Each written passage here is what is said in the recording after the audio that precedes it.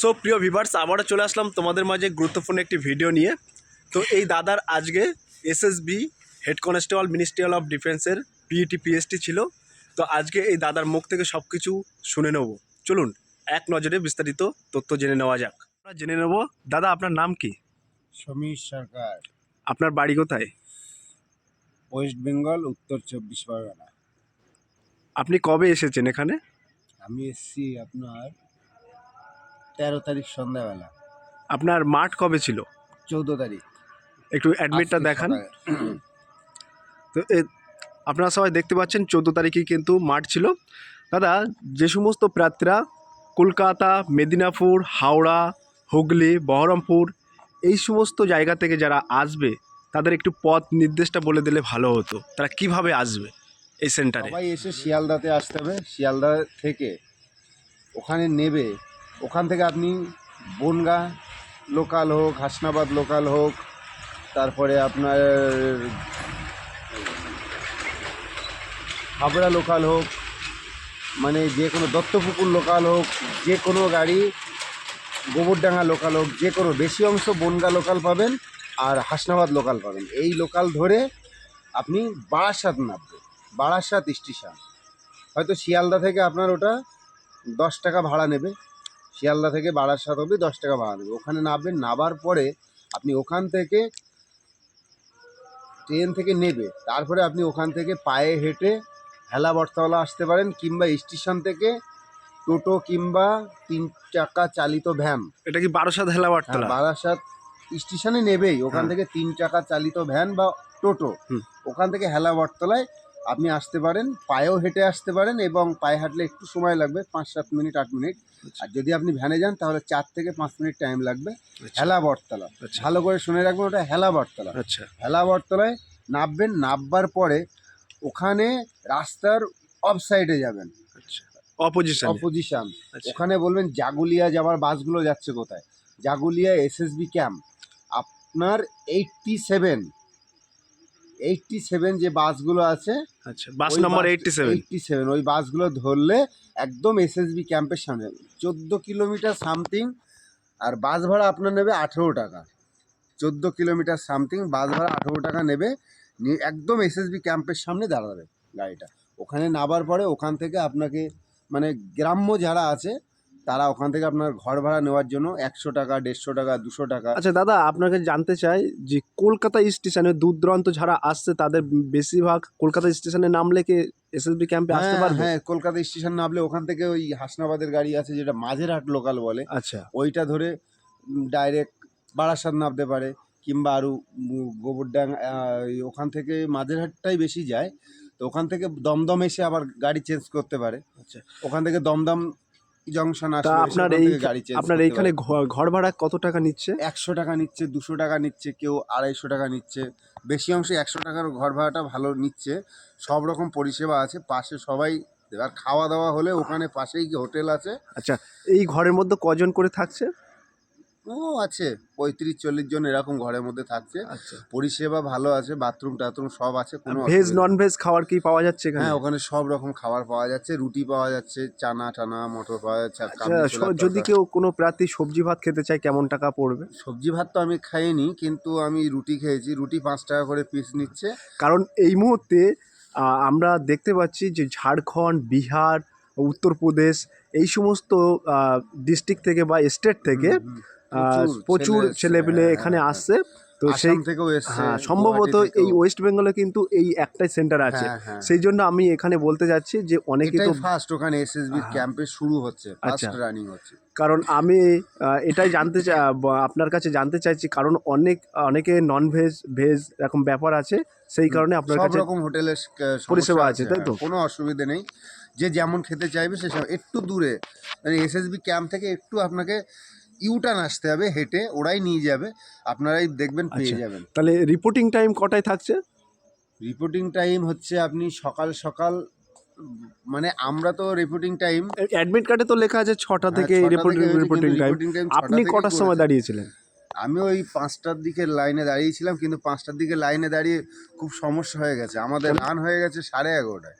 মানে তখন প্রচুর রোদ। আচ্ছা, ফার্স্ট ব্যাচ কটার সময় শুরু ফার্স্ট হয়েছিল? ব্যাচটা শুরু হয়েছিল আপনার ফার্স্টেই 6টায় 6:30 মধ্যে ঢুকে গিয়েছিল ভেতে। আপনারা চেষ্টা করেন ফার্স্টেই যাবার, আচ্ছা, ফার্স্টে লাস্টে যাও। গেলে কিন্তু প্রচুর রোদ, এত রোদ হবে আচ্ছা, যে বলার এন্ট্রির বাহুল্য। সময় যখন এন্ট্রির সময় কি কি ডকুমেন্টস লাগছিল? এন্ট্রির সময় শুধু এইটা নিয়ে যাবেন, এইটা লাগবে এন্ট্রির প্রিন্টেড সময়। অ্যাডমিট কার্ড, হ্যাঁ, অ্যাডমিট কার্ড। অথবা আধার কার্ড কিংবা ড্রাইভিং লাইসেন্স কিংবা প্যান কার্ড, যে কোনো একটা, কিংবা পাসপোর্ট, যে কোনো একটা। কোনো ফটো টটো কিচ্ছু লাগছে না। লাগছে না, তাই তো? না না না। তাহলে প্রিন্টেড অ্যাডমিট কার্ড এবং আধার কার্ড কার্ড বা ড্রাইভিং লাইসেন্স, কোনো গভর্নমেন্ট অথরিটি প্রুফ নিয়ে গেলে এন্ট্রি করানো হচ্ছে, তাই তো? প্রথম ধাপে ওইটা। তাহলে এন্ট্রি হওয়ার পরে কি থাকছে? এন্ট্রি হওয়ার এন্ট্রি পরে হওয়ার পরে আমাদেরকে ভেতরে নিয়ে যাচ্ছে। প্রথমে নিয়ে গিয়ে একটা লাইন করছে, এক একটা গ্রুপ করছে, 25 জন কি 30 জনের একটা একটা গ্রুপ করছে। সেই গ্রুপকে নিয়ে ভেতরে বসাচ্ছে। ভেতরে বসাবার পরে ওখানে আপনাকে সিগনেচার করতে হচ্ছে।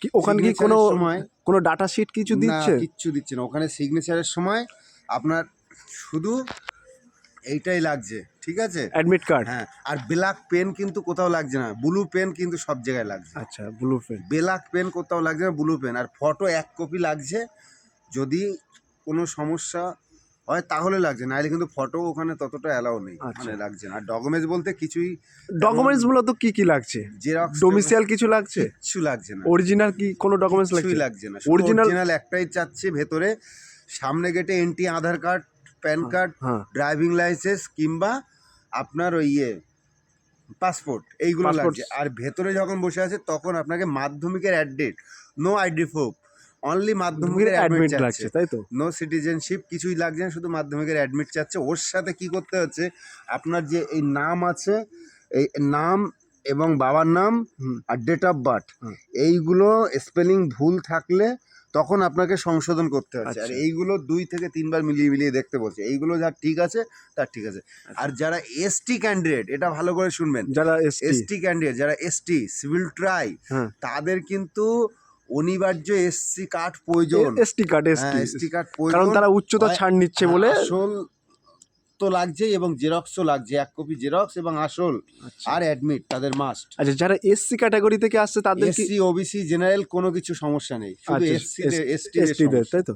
তো দাদা, আপনি ক নম্বর ব্যাচে রান করেছিলেন?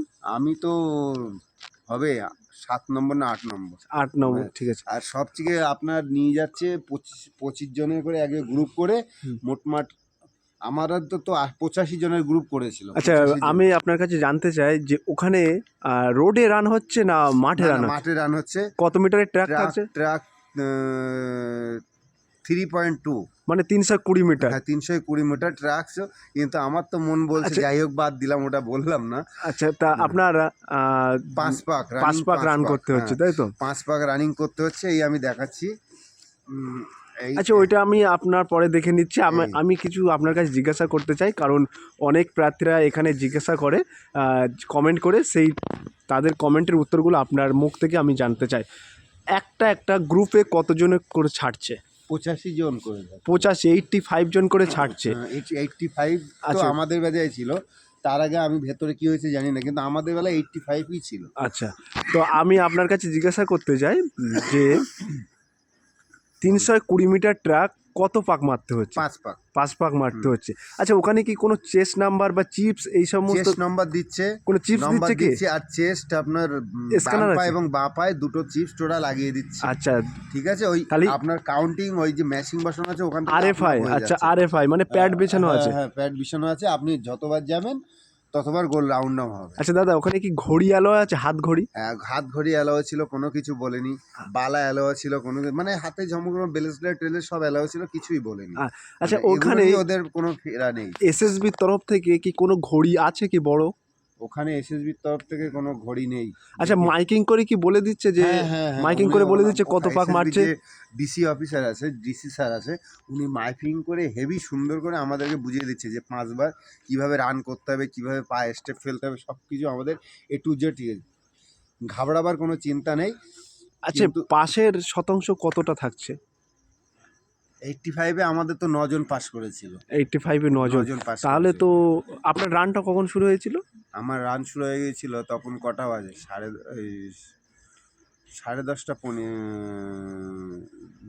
11টার সময় টাইম শুরু হয়ে গেছে। 11টার সময় আপনার রান হয়েছিল, তা 11টার সময় 85 মানে 85 জন ছেড়েছে, আপনার 5 জন মতো পাস করেছে। যত তাড়াতাড়ি পারবে ফার্স্টে, যে আমি 6টা অবধি ঘুমিয়ে তারপরে ফ্রেশ ট্রেশ হয়ে তারপরে গিয়ে লাইন দেবো, রান কিন্তু 12টা 1টা 1:30 বেজে যাবে, তখন কিন্তু রান টানতে পারবে না। প্রশ্নতে যদি ক্ষমতা থাকে বা যদি ঘুম একটু ঘুম কমুক, আমার তো মন বলে 2:30 3টের মধ্যে কি গিয়ে এসএসবি ক্যাম্পের সামনে গিয়ে বসে থাকা উচিত, তাহলে আপনার সকাল সকাল 8টা 9টার মধ্যে রানটা কভার হবে। আচ্ছা, আপনি তো ওখানে ছিলেন, বলছি পাস ক্যান্ডিডেট কখন ছাড়ছে আর ফেল ক্যান্ডিডেটকে কখন ছাড়া হচ্ছে? ফেল ক্যান্ডিডেট সঙ্গে সঙ্গে মানে ফেল করলেই ছেড়ে দিচ্ছে, তাই তো? সঙ্গে সঙ্গে ওরা ভেরিফিকেশন সাকসেস করে কমপ্লিট করে ছেড়ে দিচ্ছে, আর যে পাস করছে তার সন্ধে 5:30 6টা বেজে যাচ্ছে। আচ্ছা, তার মানে আপনার মাঠ পাস করার পরেই উচ্চতা মাপা হচ্ছে, তাই তো? হ্যাঁ, মাঠ পাস করার পরে হাইট উচ্চতা ওয়েট এগুলো মাপা হচ্ছে। আর আচ্ছা। মাঠ পাসের আগে ডাইরেক্ট কী করছে, শুধু ডকুমেন্ট ভেরিফিকেশনগুলো কমপ্লিট করে আমাদের মাঠে নিয়ে চলে যাচ্ছে, গিয়ে রান করাচ্ছে। আচ্ছা, তো আপনার কাছে জানতে চাই, একদিনে আনুমানিক কতটা ক্যান্ডিডেট ডাকা হচ্ছে? আমাদের আজকে ক্যান্ডিডেট ছিল 500 প্লাস সামথিং। 500 প্লাস হয়ে যাবে? আমার রোল নাম্বার ছিল 410। আচ্ছা, তাহলে 500 প্লাস সামথিং হয়ে যাবে, ঠিক আছে। সবাই বলছে যে ওই 200 করে লোক আসছে, 1200 ডেকেছে, 200, কিন্তু এটা সম্পূর্ণ ভুল, 200-র বেশি মাঠে আসছে। আচ্ছা আজকে ব্যাপক ভাবে মাঠে ছিল, 500 উপরে ক্যান্ডিডেট ছিল। আচ্ছা দাদা, মানে যদি কোনো ক্যান্ডিডেট ফেল করছে, তার কি কোনো রিজেকশন স্লিপ দিচ্ছে? রিজেকশন স্লিপ দিচ্ছে। আর পাস ক্যান্ডিডেটদের কি পাস স্লিপ দিচ্ছে? না, পাস ক্যান্ডিডেটদেরকে আলাদা, হ্যাঁ ওদের তো আলাদা ভেরিফিকেশন স্লিপ দিচ্ছে, ঠিক আছে। লাস্টে দেবে, সবার শেষে 6টাও বেজে যেতে পারে, আবার 5টাও বাজতে পারে। দাদা, আপনি কোয়ালিফাই করেছেন না নট আমি তো কোয়ালিফাই? মাঠে কোয়ালিফাই করতে পারিনি, টাইম বেশি লেগে গেছে। আচ্ছা, আপনার কতটা টাইম লেগে গেছে একটু দেখান আমার যদি। লেগে গেছে, দেখাচ্ছি, এই দেখুন রিজেকশন স্লিপটা। আমি স্টার্ট করেছিলাম 10:58 হয়ে 7 সেকেন্ড 50 পয়েন্ট এটা, আর আমি ফার্স্ট ফিনিশ করেছিলাম 11টা বেজে 5 মিনিট 28 সেকেন্ড। আমার টাইম লেগেছিল 7 মিনিট 21 সেকেন্ড। আমি স্টেপ কমপ্লিট করেছিলাম, মানে আপনার পাক আপনি কমপ্লিট করেছেন, মানে 1600 মিটার আপনি কমপ্লিট করেছেন। না, কেউ যে একটু রানিং কমপ্লিট আছে, মোটামুটি যে একটু রানিং এর মধ্যে আছে, সে কনফার্ম পাস করে যাবে, তাই তো? মানে ওইখানে জেনুইন সময়টা দিচ্ছে, ঠিক আছে। সময় তুমি পাস করতে পারছো, কিন্তু টাইমটা তোমার রানিং যদি প্র্যাকটিস থাকলে তবে পাস করে যাবে। আর যে রানিং প্র্যাকটিস নেই, মনে হয় টাফ হবে। আচ্ছা, টাফ হবে। তাহলে এই 6.5 মিনিটে আপনার 1600 মিটার দৌড় থাকছে, তাই তো? তাহলে 6 মিনিট 30 সেকেন্ড। হ্যাঁ, আপকামিং যে সমস্ত প্রার্থীরা আসবে তাদের জন্য কিছু একটা অ্যাডভাইস দিন। ওয়েলকাম, রান করো, কারণ অনেক দূর দূরান্ত থেকে আসবে, কারণ আদার্স স্টেট থেকে আমাদের পশ্চিমবঙ্গ আসবে। সুন্দর পরিষেবা ওখানে, যে আসলে ওখানে যেমন অনেক কিছু হয়, চুরি ডাকাতি সেসবের কোনো কিছু ভয় নেই, খুব সুন্দর জায়গা, এটাই বলবো। এই হচ্ছে ব্যাপার, কিন্তু রান করতে হবে, কিন্তু সবাইকে 5 স্টেপ পাস করতে হবে, এটাই চাই। আচ্ছা, সবাই। তো দাদা, আপনি তো ওয়েস্ট বেঙ্গল থেকে এসেছেন, তাহলে আপনি কি আজকে বাড়ি যাবেন না পরে কালকেই বাড়ি চলে যাবেন? না, আজ তো রাত হয়ে গেছে। আচ্ছা, যারা, আমি আপনার কাছে জিজ্ঞাসা করছি, যদি কোনো ব্যক্তি একদিন আগে সে ঘর ভাড়া নিয়ে থাকে, তারা কি লোকালের মধ্যে দিনের দিন কি বাড়ি পৌঁছাতে পারবে? হ্যাঁ, পারবে, তাই তো? যদি ফেল হয়, ফিজিক্যাল ফেল হয়ে যায়, তাহলে তাকে তো ছেড়েই দিচ্ছে সঙ্গে সঙ্গে, তার মানে 1 ঘন্টার মধ্যে তার কমপ্লিট, মানে আপনার 11টা রান হয়ে গেলেই 1টার মধ্যে তাকে ছেড়ে দিচ্ছে। 11টা রানে হলে 1টার মধ্যে তাকে ছেড়ে, সে আবার ট্রেন ধরে বাড়ি পৌঁছে যাবে। তাহলে যারা দূর দূরান্ত থেকে আসে তাদের জন্য বলে রাখি, যদি কোনো ব্যক্তি নট কোয়ালিফাই হয়, তারা কিন্তু দিনের দিনে বাড়ি পৌঁছাতে পারবে। আর যদি কোয়ালিফাই হয়, তাহলে কিন্তু একটু দেরি হচ্ছে, টাফ হয়ে যাবে, নেক্সট দিন ধরে রাখতে হবে। কিংবা যদি ট্রেন থাকে তারাও যেতে পারবে, কিন্তু সন্ধ্যের পরে। পাস করলে সন্ধ্যের পরে, 5টার পরে। আচ্ছা, আপনার রিজেকশন স্লিপটা আরেকবার দেখিয়ে দেন। তো আপনারা সবাই দেখতে পাচ্ছেন, এটা কিন্তু সশস্ত্র সীমা বল রিজেকশন স্লিপ। এইখানে কিন্তু ডিটেলস সবকিছু নাম্বার ছিল, এটা 0394 এখানে কিন্তু চেস নাম্বার আছে। আর আপনার এইখানে টাইমিং স্টার্টিং। তাহলে আপনার এইখানে একটা জিনিস আমি বুঝলাম, যে 2 সেকেন্ডের জন্য তো ফেল করবে মানুষ। 2 সেকেন্ড, তাহলে একটা পয়েন্ট, একটা সেকেন্ড মানুষের কাছে কতটা গুরুত্ব, সেটা আজকে আপনাকে বলে দেবে, বোঝা যাচ্ছে। আপনার কম্পিউটার বলে দেবে যে কি আপনি করেছেন। হ্যাঁ, এখানে RFI এর মাধ্যমে আপনার রানিং হচ্ছে। ওখানে দাদা কটা প্যাড ছিল? ওখানে আপনার দুটো প্যাড ছিল, তাই তো? তাহলে প্রথম স্টেপের জন্য একটা প্যাড, তারপর সেকেন্ড স্টেপের জন্য একটা প্যাড। তাহলে মানে প্যাডে পা দিলেই পা দেবেন, কাউন্টিং শুরু হয়ে যাচ্ছে। আচ্ছা আচ্ছা স্টার্টিং আপনি সেই রান যখনই কমপ্লিট করুন না কেন, কিন্তু আপনার কাউন্টিং এখানে দেখাবে, এখানে এখানে আচ্ছা, বলে দেবে। মানে আপনার আমি বলতে চাই কে ফেল করছে কে পাস করছে এটা আইডেন্টিফাই করা যাচ্ছে না সাথে সাথে, না, আপনি যতক্ষণ কিছুই না বলতে পারছেন না। এইটা যতক্ষণ না দিচ্ছে সেটা ততক্ষণ। আসছে। আচ্ছা হ্যাঁ, ওটা হচ্ছে, হ্যাঁ, পাস করলে আপনাকে এই প্রত্যেকের একটা পিসবোর্ডে অফিসাররা আপনার নামগুলো বলে দিচ্ছে, আর ফেল করলে তাদের নাম সঙ্গে সঙ্গে বলতে রান থেকে বসার অন্তত 5-7 মিনিটের মধ্যে আপনি জানতে পারবেন যে আপনি ফেল কি পাস। ওরা নাম ধরে বলে দেবে যে আপনি ফেল হলে এক জায়গায় নিয়ে যাবে, পাস হলে আরেক জায়গায় বসতে হবে। আচ্ছা, ওখানে কি বায়োমেট্রিক দিতে হচ্ছে? বায়োমেট্রিকটা কখন দিতে হচ্ছে?